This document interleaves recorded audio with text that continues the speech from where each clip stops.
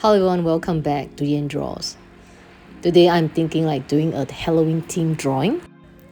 Unlike last year, which I did two of the intense fear kind of drawings.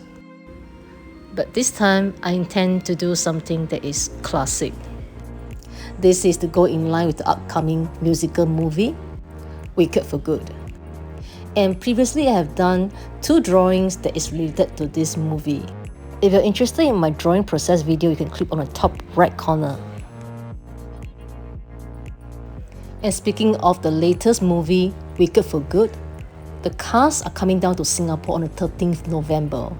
You'll be able to catch Ariana Grande, Cynthia Erivo, and Michelle Yeoh walking on the red carpet in the Singapore Universal Studio.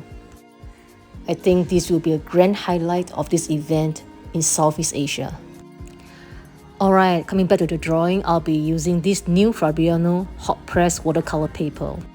I don't have much experience working on hot press paper, but I've seen artists using color pencils on watercolor paper, and the result is amazing. This time I'll be drawing Elphaba on this paper. Let's see how it turns out to be. Let's begin.